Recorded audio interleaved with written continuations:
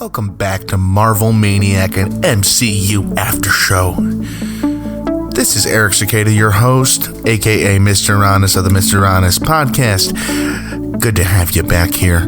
We have a doozy, and I say that every week, but this is one of those shows where every episode it gets better and better and better, and oh my lord, we got a lot of ground to cover. I am beyond excited to be here with you today. Did you have a lot of time to process last week? Agatha all along has been stuck in my head all week, all freaking week. How about you? Catchiest tune of the year so far, in my opinion. What do you think of the week-to-week format? Are you happy that Disney Plus is traditionally releasing episodes week to week, or do you wish we have the binge experience? MarvelManiacPod@gmail.com. Always love to hear your input. So, longest episode so far, 47 minutes. People have been waiting for it, and we got it. This is the long one, folks. And not to complain, this is the payoff. I feel like I really do feel like I say that every episode. The true signs of a fantastic show. You feel like you're being paid off every episode. But I mean, with the MCU, for fans, longtime fans, and I know there could be all levels of fans listening right now. There's lots of references here to a lot of movies, a lot of homage, and there's a lot of gap filling for the character of Wanda Maximoff. The acting by Elizabeth Olsen in this episode is phenomenal. The acting by Catherine Hahn, aka Agatha Harkness, amazing. What a performance. Now let's get into this episode. Like I said, we got a whole lot of ground to cover, and even Thanos can't stop us on this insane ride to the end. And by the way, there was a post-credit scene again, and I caught it. If you didn't, go back and watch it. We're going to discuss it at the end of the episode. I'll give you another warning at the end, but just go catch it. It's a really, really big one. You're not going to want to miss this one. Important end credit scene. Go catch it if you didn't this time.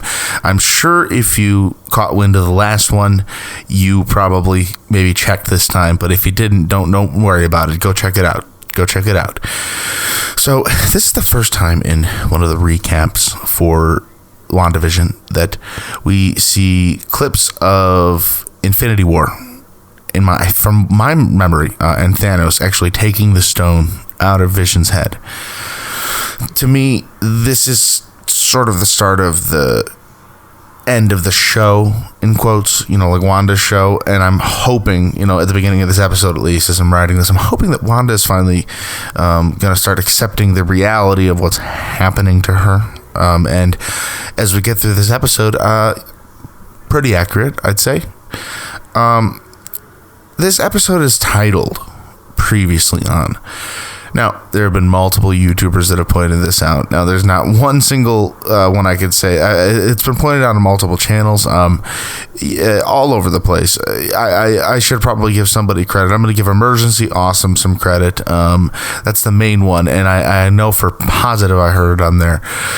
Anyone else who might have given it credit first, please don't hate me. I'm a YouTuber, and I have it running on my couch sometimes in the background as I'm doing a ton of things around the house. That being said, Emergency Awesome on YouTube, good stuff, great theories. So the previously on WandaVisions, if you notice, you can only really notice if you have them lined up. Look it up on YouTube. As Wanda literally says, previously on WandaVision, from the first episode, or the second one technically, to this current one, it's Wanda. Wanda's energy is sort of slowly being drained. Like, previously on WandaVision, previously on WandaVision, previously on WandaVision. And it's interesting to me that this episode's titled Previously On. So it's just a lot of Wanda coming to realizing what's happening in this episode. Good for Wanda. I am tired of her being in the dark. And you know what? This is so freaking redeeming for her character. I mean, I don't know how many of us, maybe me more or less. I don't know how many of you were maybe really led to believe. We were led to believe that Wanda was off that wire here. Hayward manipulated us. I'm skipping ahead, and that's okay. This episode was nuts. My mind's all over the place with it, as I'm sure yours might be too. But I'm going to try and keep it in order here. Okay, so like I said, we're going back in time. The beginning of the MCU as we know it. As far as I know, this is as far back as we've been in the MCU. Correct me if I'm wrong, and maybe in some of the Greek mythology stuff. Okay, some of the Thor movies. I'm talking maybe on the history of Earth. I don't know if we've seen. I really don't think we've seen anything before Salem, Massachusetts in 1693. This is where we start our episode. Agatha is being dragged through the forest by many cloaked wearers, which we soon learn to be witches themselves. So you hear the Salem witch trials. From what I know, it's a lot of people bringing witches to the stake for being witches and being wrongly accused of being witches. This is a different take. This is sort of a trial of a witch among witches. This witch is going haywire. Her name is Agatha. And man, even back in the 1600s, Agatha is causing a little bit of trouble. They bring her to a stake. She's being dragged through the forest by these people, and they bring her to a stake, and they tether her to it with magic. This blonde, I don't know if it's kind of hard to tell in the dark. I think it was maybe gray, blue, blonde, whatever, it doesn't really matter, woman. She asked Agatha, she's an older woman, if she's a witch. She says, yes, I am a witch. She says, but you betrayed your coven. Okay. The older woman, she pulls her hood down, and so do all the other witches. She accuses Agatha for stealing knowledge above her age and station. She said, you practiced the darkest magic. Agatha has been twisted and evil from the very beginning. It was Agatha all along. The song was right. Let's just shed light one more time on Catherine Hahn's performance as Agatha Harkness. I mean, I don't know why I said Harkness. Wasn't it Harkness last week? Am I insane? No, you know what? It's Harkness. What am I doing? Agatha Harkness. Man, what a performance. She really brought it home this week. So Agatha is in pure denial. She is basically screaming for her dear life. She's playing the innocent card among these witches. She's saying, I did not break your rules. She cuts the act and says, I did not break your rules. They just simply bent to my power. So the witches started to do some sort of enchantment, and Agatha begs them to stop. She claims she can't control what she's doing, and she begs the witches to teach her how to control this power that she has. Agatha's claiming that her power is just so uncontrollable, she just doesn't know how to control it. Very manipulative woman, this Agatha, isn't she? All the witches except the main older one beam this blue magic into Agatha, and she screams in pain, and you actually think, what are they going to do? Are they going to put her into are they going to put her into some sort of what are they going to do? She's clearly going to be defeated by these witches. But no, this is not what happens. Her screams go away, and suddenly she has a confident look on her face. The magic turns to purple, and it appears that she reverts her magic onto them, or consumes their magic and pollutes their beings. She completely sucks the life force out of them. So I'm assuming she just consumes their life force and attains their power. At this point, the older witch, who, by the way, extremely, what a baddie. I feel like on any other day, this would have been the toughest foe to be taken down, but she unleashes her blue energy at Agatha. At this point, Agatha kind of begins to beg and plea again, and she says something along the lines of, like, I could be good, and the older witch says, no, you cannot, and she puts one super final blow of blue energy into Agatha, which Agatha just consumes, like she did with all the other witches, and all of them just completely go, like turn to bone, pretty much, and it's a completely sinister moment for Agatha. And she reaches down to the older woman and she takes her brooch. And this is something that a lot of fans were pointing out throughout the show on Reddit and whatnot. Agatha's been wearing this brooch throughout the show. You know, I'm going to even say that most likely a rewatch, it would probably be fantastic after this episode of the whole series before this final episode next week. This show is just such a reveal after reveal after reveal that it actually, there's knowing everything, going back and watching this show from the beginning would probably be a whole other experience, and it's something I'm gonna almost deem myself necessary to do before the final one. It's super exciting yet sad that we're at the end of this, but not quite there yet. There's I'm assuming a very, very intense finale ahead of us, and I don't know what's ahead, but I'm gonna assume it's gonna be an MCU level finale, and they don't hold back. Okay, so flash forward to the present. It is the moment we left off on. She does look shocked to meet the real us, doesn't she? Agatha's talking to her pet rabbit. Agatha says that her thoughts were never available to Wanda. After Wanda tries to get into Agatha's head, her eyes glow red, and she tries to do her mind trick on Agatha, a little defense, but she calls Wanda cute. Basically, I think she literally actually says that. She says, "We got work to do," and she's like, "Where are my children?" And Agatha points out again to Wanda that her accent really comes and goes. Agatha is one of the most sinister and mocking villains we've met in the MCU, right next to, like, Loki. She is very, very, like, childishly mean. She knows so much and has so much over Wanda, and she loves holding it over Wanda's head, and she's using it every minute in this episode. Wanda tries to use her powers again, but she just can't. Agatha restrains Wanda with magic and explains to her that she is between runes, which are holding her back from using her magic. Now, let's point out Reddit fan theories, all, the internet, the conglomerate mind. Direct credits should be maybe given out to the internet as a whole, the conglomerate hive mind of the internet. I don't know. It's been pointed out on plenty of Twitter. I've been through my Twitter feed, the Doctor Strange book that was missing.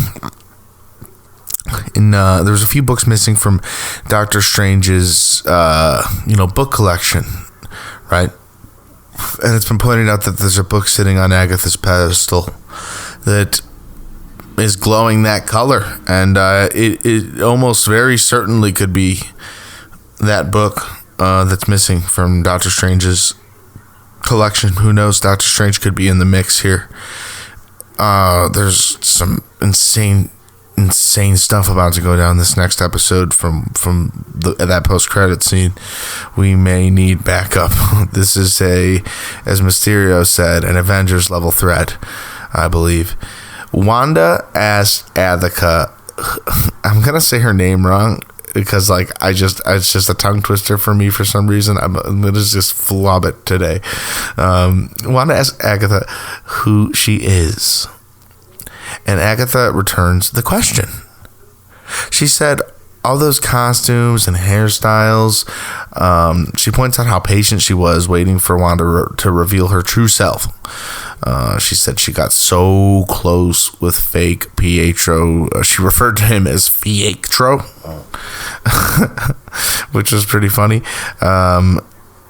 that was you, Wanda says. And Agatha said necromancy was out of the question because her real brother's body was on another continent ridden with bullet holes. Really sinking him in, Agatha, like right from the beginning. I mean, she does not hold back. She hits the emotions for Wanda. Wanda is strong, though. Agatha explains that when she sensed Wanda's powers in Westview, that she couldn't make sense of it. She picks up an insect, which looks like a cicada. Hey, that's my last name. And she puts a spell on it and puts it on Wanda's face. And it's just kind of like to mock Wanda, in my opinion. But this is the real point. She turns it into a bird, and she kind of explains how she's been conquering this magic since like the 1600s. And it's taken her this long to turn this little cicada bug into this bird. It's a huge feat for her.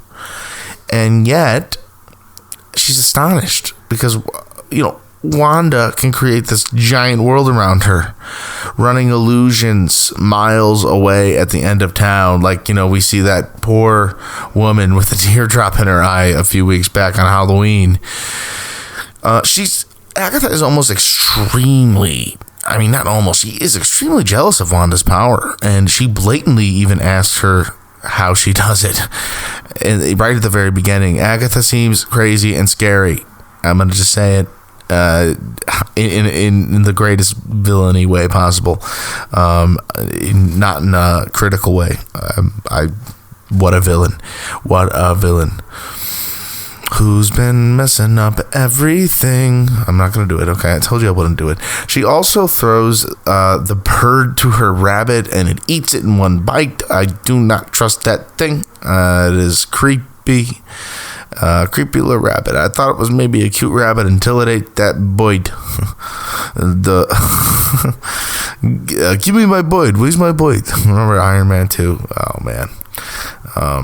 That was a little Iron Man 2 reference for y'all. Of course you do. MCU rewatch anyone? I'm feeling it. I'm all up in the MCU lately. This just gets me watching all, YouTube videos are coming up of all the Wanda scenes. Oh gosh, Wanda has some great MCU scenes leading up to this, and this episode, like I said, filling in the gaps for her character. What this show is doing for the other movies, and it's making the previous movies, which are already amazing, better. What? Thank you, Marvel. Thank you, MCU. Thank you, showrunners for WandaVision, whose names I should have by now, and I should give complete shout-outs to at the end of the series. Amazing. Agatha asks Wanda how she does this, and Wanda says she doesn't know how. Agatha tosses her around really hard. She batters her she beats her around on some stone pillars and around the room, and she takes a strand of Wanda's hair and makes it into a doorway. And Wanda said she will not go, but Agatha reminds her that she has Wanda's kids, and you can hear the kids crying for their mom. So obviously Wanda and Agatha walk through the door, and it is directly into a childhood memory of Wanda's. We get to see a young Pietro along with both of their parents, Agatha, and this wasn't Magneto. This is definitely an MCU timeline in which there's no Magneto. This is the most humble Magneto that ever existed. He sold copies of Malcolm in the Middle, and humbly, in this is fucking heartbreaking. Not even in a funny way. There's no funny here. This is one of the most heartbreaking scenes I've ever seen in the MCU. You only ever could imagine it, not let alone now we've seen it. It's a direct reference to Age of Ultron. It's not even a reference. It's just filling in gaps. It's beautiful. It's paying homage, really, and giving fans something that they deserve for this character. It's filling in all the gaps. I'll say it a trillion times. So like Wanda and Agatha, they're kind of just like sitting on the side watching the scene unfold until Wanda walks into the scene and becomes a kid again, and she's living it out again. And Guy P, one of my good friends, was messaging me as we were watching this, and he said, after looking at her dad's suitcase of movies, I guess we can assume that this is where she gets the first few episodes. Bewitched, I Love Lucy, Malcolm in the Middle, Who's the Boss, I Dream of Jeannie, and The Addams Family. So like you're seeing where already some of these shows, the influences in the show she's doing, she's emulating in WandaVision. She is getting from some of these shows her dad brought home in the suitcase. So Wanda picks a specific episode of the Dick Van Dyke Show that she wants to watch, and she seems to really be infatuated with the show. The black and white episode begins with Rob and Laura. They're lying in separate beds. That's I guess where that came from. I was asking a question about that, where that comes from. The show answers it. Dick Van Dyke, ladies and gentlemen. Thank you, MCU, for answering that. I mean, I could have Googled it, but you just gave it to me. I didn't, by the way. I didn't Google it. We could have. We didn't. Story of my life. Thank you, MCU. You answered that question for me. Dick Van Dyke Show. But there's this really sweet music playing as the young Wanda watches the show, and the kitchen in the show is directly resembles Wanda and Vision's. It's like honestly the same thing. It's all fun and games until there's a huge blast all of a sudden, and it's just young Wanda's nightmare. It's her worst nightmare. She's seeing wreckage, and her family and her is just gone, and her brother and her have to go hide under a table, and just like Wanda said in Age of Ultron, a mortar shell with a red blinking light lands right in front of Wanda and Pietro while they're hiding under the table. These poor kids. Very traumatic. She notices the TV is still on, and it's still playing the Dick Van Dyke Show among all the rubble. And she says, once the episode's over, that this will all be a bad dream, and it'll all be over, and that none of this will be real. Everything is really starting to make sense now in terms of Wanda's brain, in my opinion. She disassociates from. I mean, what would you do? She's sitting there for 2 days. These shows are her happy place. That's where she goes. That's why her accent is so back and forth. Since she was a kid, she's been watching these shows, and I said I read a theory that it was her and Vision watching the shows in that time. We did get to see a little bit of that time, in between when Vision and Wanda lived together at Avengers headquarters. But it turns out that's rooted back to her family, which makes it even a little more heartfelt, and I really like that choice. Man, that really, really pulls the heartstrings. Ouch. So Agnes is back, and she leads Wanda to yet another door. The second door has a Hydra logo on it. It's when we first meet Wanda. It's like the first post-credit scene we ever meet her in. It's like a very fast moment where I believe it might be the Thor Dark World post-credit scene. Forgive me if I'm wrong there. But she looks exactly like she does, her hair and all. She's being experimented on by Hydra with the Mind Stone, and this is how she gets her powers. Wanda walks up to Loki's scepter, dressed literally identical to how we met her, from what I remember. At least she looks pretty spot on. Love continuity. Big fan of it. Which holds the scepter holds the Infinity Stone, as we know. One of the scientists claims over in the other room that one of the not one other test subject survived this experiment, and Wanda volunteered to do this. She joined Hydra to change the world. This thing with the Stark missile really did trigger her. She was pissed. you see it when Wanda gets mad and has a cause, she fights for it, whether it technically is right or wrong. She joined what she did what she believed was right. She went into Hydra. Sad, but it led her to the Infinity Stone, the Mind Stone.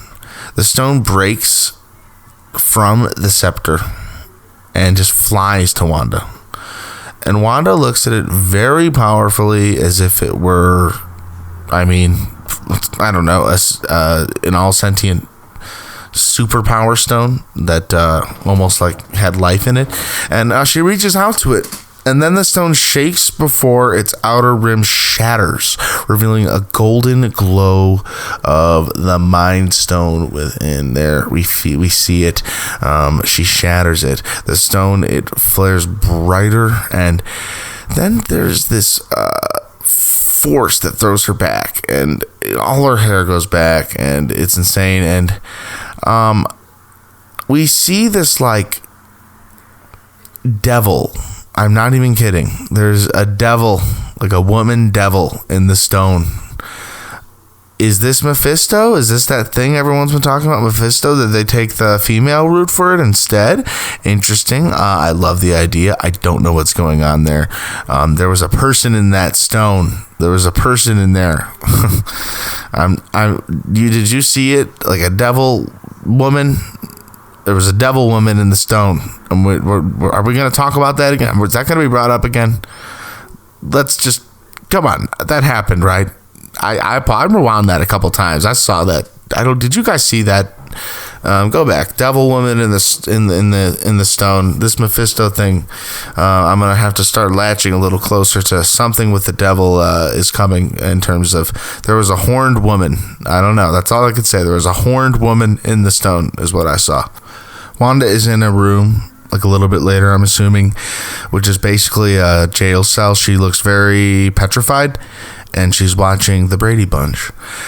She looks like a zombie. And in the other room, the scientists are talking over her footage of what just happened. And on the footage, we see Wanda standing where she was when the stone was in front of her, but nothing was happening on the camera in terms of like the stone flashing and like flying like a power at her. Pretty much, it looks like she absorbed the power of the Mind Stone. It's how she gets her powers, right? So Agatha points out that Wanda has had very small powers before she came in touch with the Infinity Stones, and that's how she kept the bomb from going off when she was a kid. Agatha points out that Wanda came in touch with an Infinity Stone, and that's what amplified these powers. So Agatha makes yet another door. We're going through all sorts of doors. We're going through time. We are watching real memories now. So Agatha takes Wanda to this point in her life where she's at Avengers headquarters. It's the first time in her life she's living with Vision.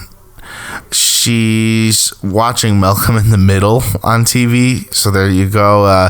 It's all coming together now. Wanda points out that she does point out it was the first place that her and Vision had ever shared.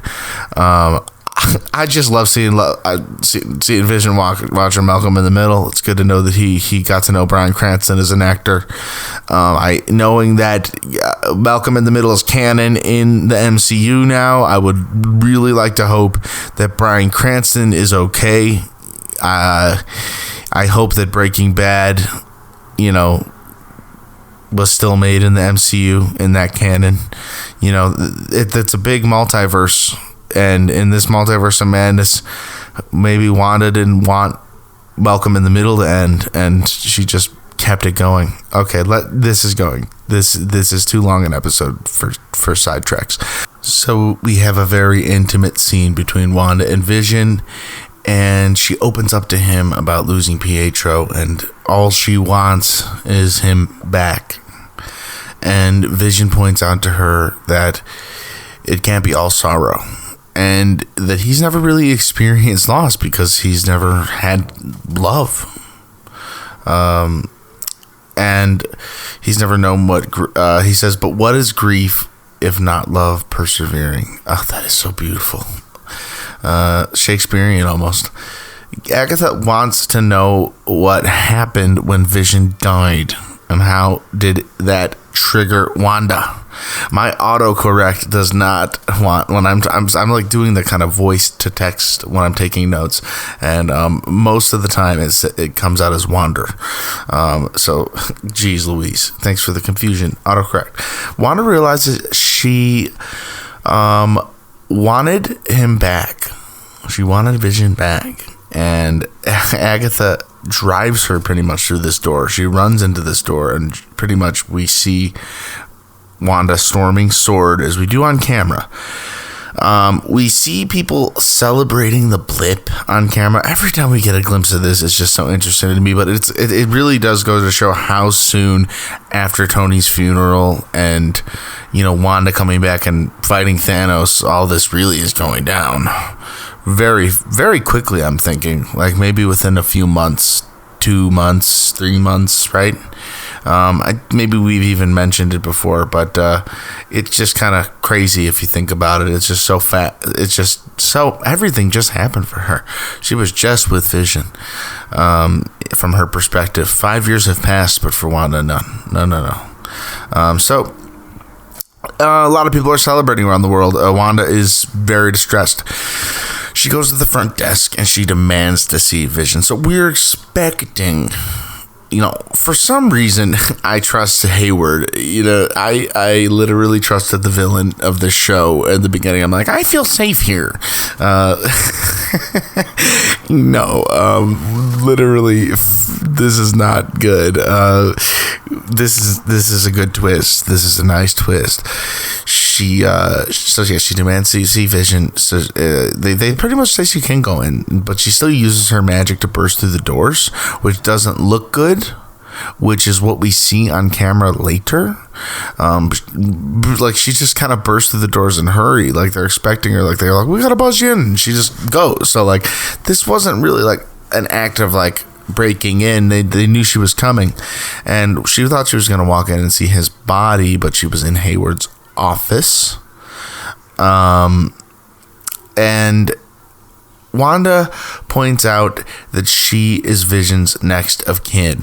So Hayward says he wants to show her something, and he leads her to a window, and down in the room, this giant room, this group of, you know, technicians are dismantling Vision's body, and it's being sawn apart. I mean, I can't imagine it must be vibranium saw or something to take apart the vibranium. But Hayward is extremely callous towards Wanda here.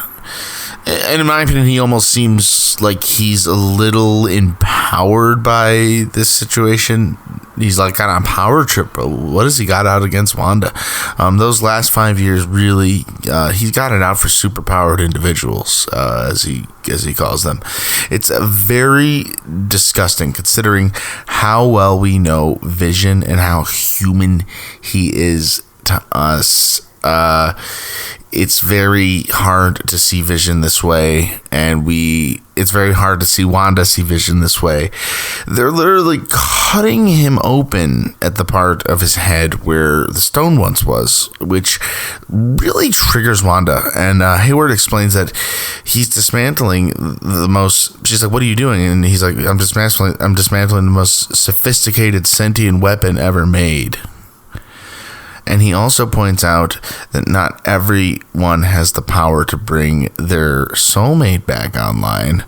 And Wanda, it seemed genuinely to not really come across to her that she even could do that. And she's like, that's not why I'm here. I want to throw a funeral for... She doesn't want to throw. She wants to hold a funeral for Vision. She wants to bury him. And Hayward blatantly says you can't just walk out of here with $3 billion worth of vibranium just to put it in the ground. He said he could say goodbye to him here. Wanda really passionately opens up to Hayward and says that he's all I have. In which Hayward replies, well, that's just it, Wanda. He isn't yours. Hayward, I don't like you. Dang, man, Hayward's bad. He needs to get punched. He needs to fall into a dark hole dimension. I don't know what's going to happen. I'm sure he will get his... Who knows? Who knows what's going to happen with Hayward? He is a baddie. So, anyways, this really triggers Wanda, of course. But this doesn't go exactly how this. Like, she goes insane. Like, she bursts the windows, but like she starts to go insane. But like she approaches him and she says, "I can't feel him." And this is literally the opposite of what like we saw. Where maybe the footage like was really like it was exactly enough of on the footage for Hayward to make us believe, or and everyone. In that moment, in that scene where he was showing this footage of Wanda, in quotes, breaking in and taking Vision, Wanda doesn't even leave with Vision. Hayward is such a liar. He's lying to his own people. That's a little power hungry. He wants to get this synthezoid online. He wants to make all, like, basically... The thing that Hayward's trying to make is basically Ultron, without James Spader voicing it. I wonder if they'll have James Spader voice it, because it was really technically Vision was Ultron's ultimate vision of himself. It probably won't be Spader voicing him. I'm assuming it's just going to be the same voice box of Paul Bettany. Badass. By the way, at the end. Insane. I hope, I told you there was a post-credit scene. I hope you went back and watched it by now. If you haven't, I might have hinted towards it a little bit there. But yeah, so she approaches Vision. She touches. She can't feel him. So, Wanda, she notices a piece of paper on her passenger side seat, and we don't know what it is, but she's very upset, visibly upset, and she drives, and we see her drive into Westview. We see her arrive to Westview. And it's all starting to come together full circle. As she's coming into Westview, she sees Herb in modern day clothing crossing the street, and she keeps driving. She sees the mustache man. We've seen him around. He's putting up piano lessons. We see Mrs. Hart. She's sitting at a coffee table alone. Dennis, the delivery guy, carries an order. She arrives to her and Vision's home, which isn't even a home. It's the foundation of a home. No, there's no home that actually stands here. We find out that what was sitting on her passenger side seat was a deed. Vision bought it and wrote to grow old in, with a heart written around it in the center of the deed. Vision wanted to grow old there with Wanda. Oh my God, my heart. So something unbelievable happens. We know Vision, the Vision that we know wasn't taken by Wanda. We imagined that she reanimated him, right? We see something completely different here, and completely revelating. Wanda basically, nuclear bomb explodes with her scarlet energy, blasting everything into black and white, transforming modern cars and storefronts into their 1950s iterations. Westview, as we soon come to know it at the beginning of the series. So after that, Wanda bursts more energy out of her, and she forms a whole new in the flesh Vision. She creates life. She makes Vision. What the literal heck? She's made from the same power as him. I've been saying this all along, the same stone. She the love they shared, the connection, that bond, it almost like lived within her powers, and her powers are just this gateway or something, and she recreated him with this energy and love she actually had for him. It's so beautiful, and so just right in front of her in the monochrome environment, Vision stands there. Wanda created this version herself. I just can't get over it. What the heck? Well, Wanda walks towards him in modern clothing, but then kind of the camera turns, and then we turn back towards her, and then it's turning to black and white. Very Smallville, very magical, very back to Wizard of Oz, kind of, we're coming back. It's very heartwarming because it's more beautiful this time. Wanda created this place out of love, and she didn't steal anything from nobody. Wanda was in a deep place of pain, and she didn't know how to deal with it. We've seen her whole story, her whole life leading up to these moments, and this explosion of energy, literally, she could not control what happened here. And spiteful Agatha, you can piece it together, and which is why I want to go back and rewatch this episode, rewatch each episode now. I want to watch Agatha come in the picture from this point on, because Agatha literally walks right up to the door. That's, I'm assuming, her first entrance into their lives in that first episode. That Agatha all along reveal, it's still hitting hard, It's still like, man, that's a big one. That's we're still recovering. We're still recovering from the Agatha all along. So, at this point, Wanda appears on the set of a show, and Agatha is applauding, and she's the only one in the audience sarcastically applauding, and she disappears in just like a black cloud. And we hear Billy and Tommy yelling for their mom. And they're outside, so Wanda runs outside in the middle of the street, and Agatha hovers above them, looking more like a witch than we've ever seen her. She is demented. This is what I'm assuming her true evil form. She's like strangling Billy and Tommy with her purple magic, like strands of her purple magic. And she says she knows what Wanda is, in quotes. You're supposed to be a myth. You're supposed to be a myth capable of spontaneous creation. And here you are using it to make breakfast for dinner. And Wanda's like, let go of my children. And she says, oh, yes, your children and Vision and this whole little life you made. This is chaos magic, Wanda. And that makes you the Scarlet Witch. Ouch. Credits roll. And yeah, let's just sit for that on that moment. Whew.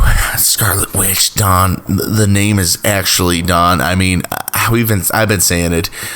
She's out of control, but Agatha is very jealous, and she wants Wanda's power. She can consume the power of other witches. These kids seem real, and this Vision seems real, by the way. What can Wanda save her kids and Vision from the confines of this world she created? It's chaos magic. What is chaos magic? What more is there to be revealed? There has to be a resolution. These kids got to make it out. Wanda needs a happy ending, and by golly, Vision deserves one too. It's just kind of, I know it sounds crazy, but this is the MCU. This is a robot in a relationship with a superhero Scarlet Witch. Let's be real here. Anything can happen. Vision can. I want him out of here. I want him out alive. I want him out alive so bad. I love Vision so freaking much. We saw him fly away last episode. We didn't get any present day Vision. So all last episode was really setting up for a finale here. A big finale. And if I'm not correct, there's trailers where it looks like Wanda and Vision are like going at each other. Okay. let's just talk about this post-credit scene before I talk about this. WandaVision going at each other, right? In the trailers. So I did not miss this post-credit scene. If you haven't, go watch it.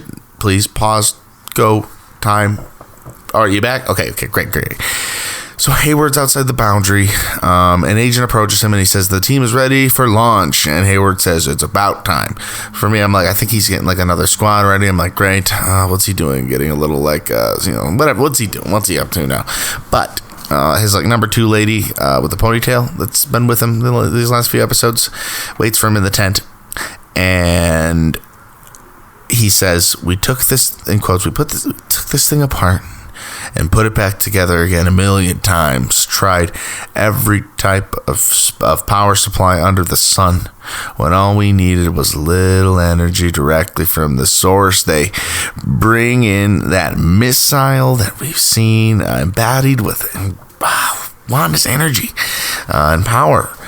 And they used that to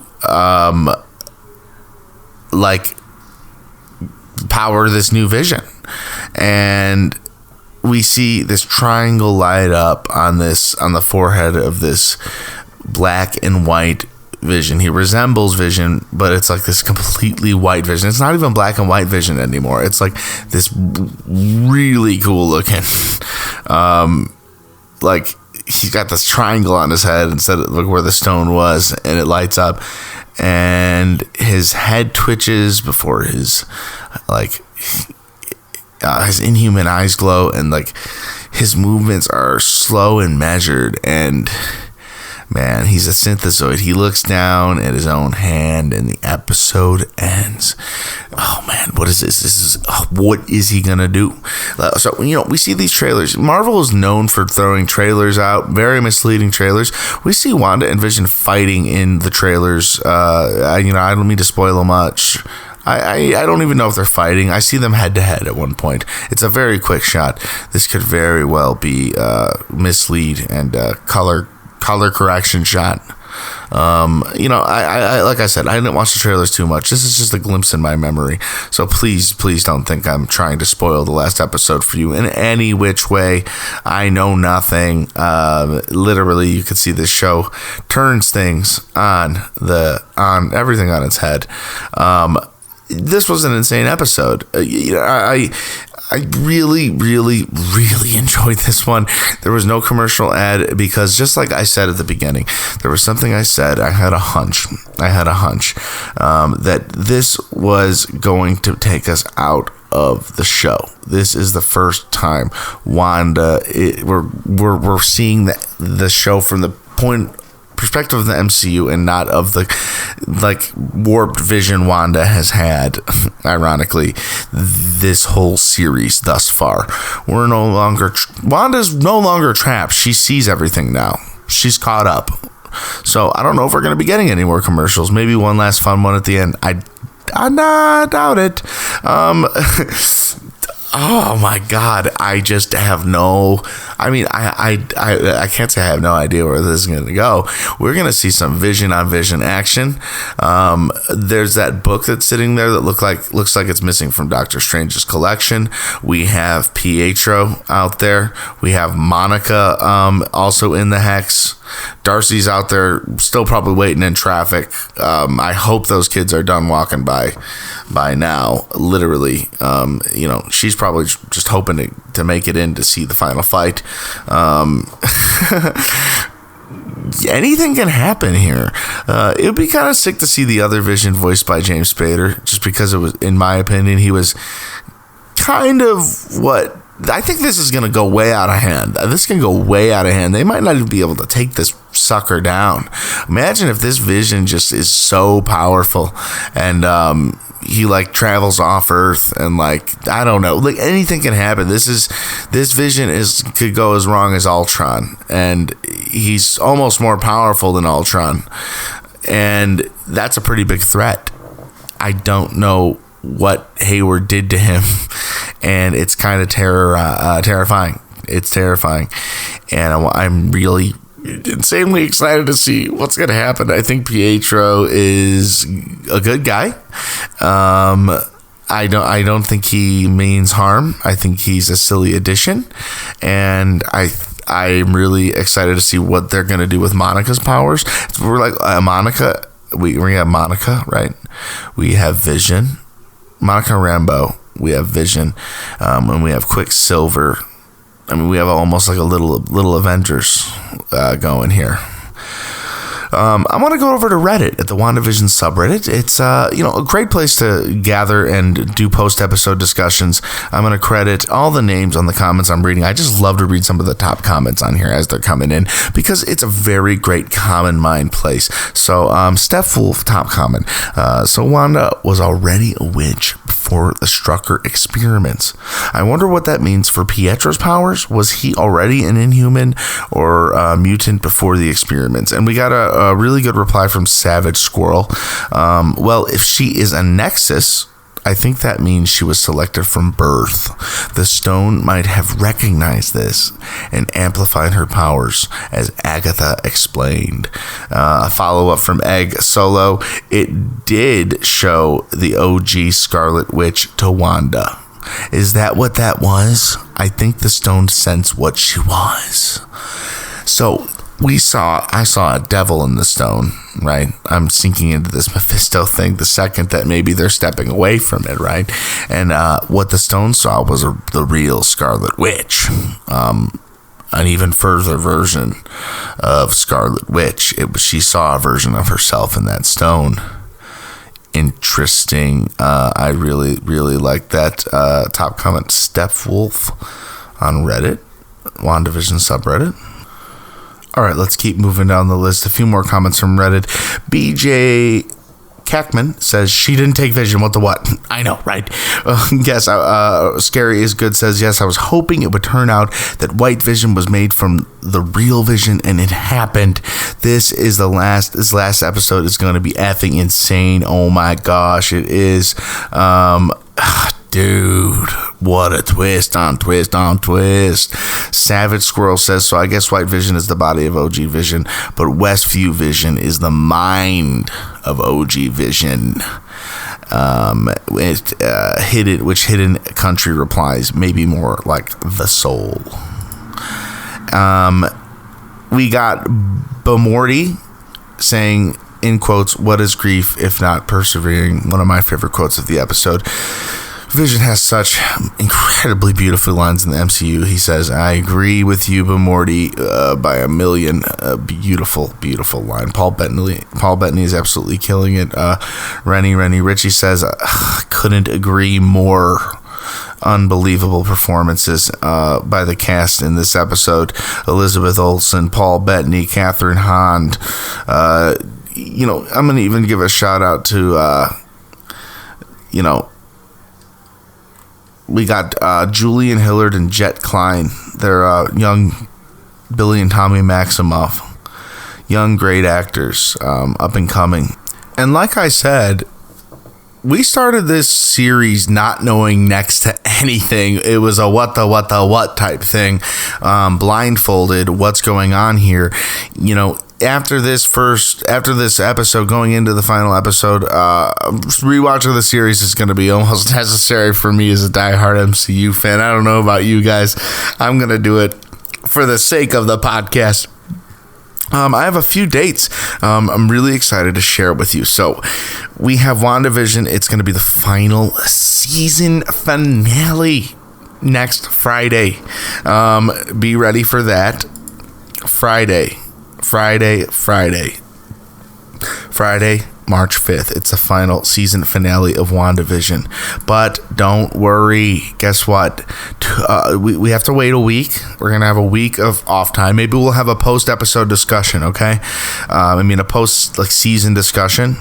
And we're going to have Falcon and Winter Soldier premiering on March 19th. Marvel Maniac will be covering Falcon and Winter Soldier.